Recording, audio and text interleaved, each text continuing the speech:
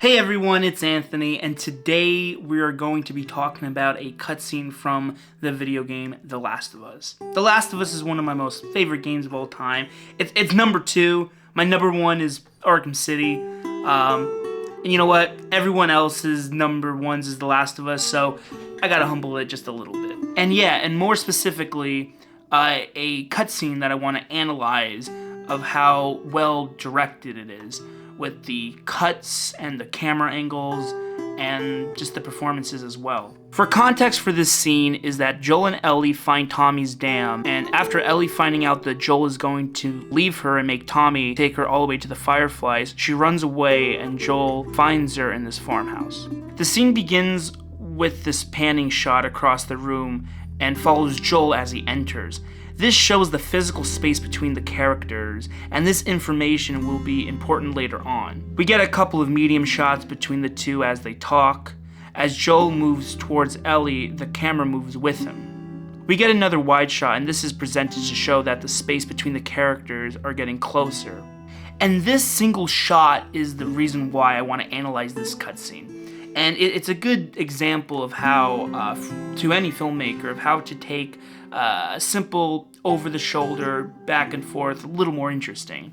So, Ellie is sitting on the windowsill, and the scene could have simply had a wide shot of her getting up and then doing over-the-shoulder as they argue, which they do. But what's really cool is the camera pans right as Ellie gets up, and then it goes through over the shoulder, and it just makes the scene more dynamic, more interesting, and you get more information in the scene without cutting.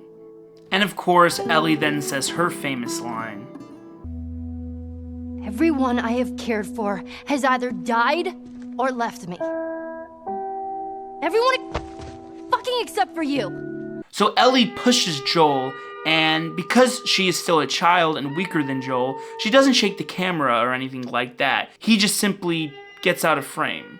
And that's what the scene is all about, is to show that Ellie is still a child. Children want to be close to a parent figure or siblings, and we see that throughout the game of Ellie wanting to get close to Joel, and Sam too. And Joel's the one that wants to be distant so he doesn't get hurt and feel a loss like he did with his daughter Sarah in the beginning of the game.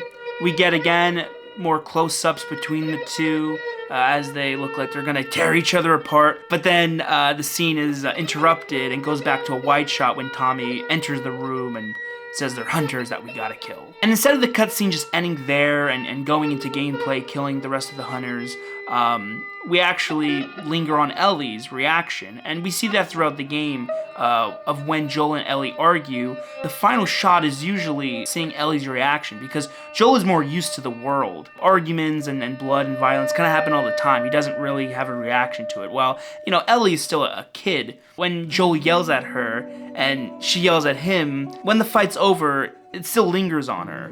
And we see that through the, final shot of her just looking down. So yeah, that's about it. I just kind of wanted to talk about one of my favorite cutscenes in one of my favorite video games of all time. So yeah, I hope that you enjoyed it, and hope you like, share, and subscribe, and see you in the next one.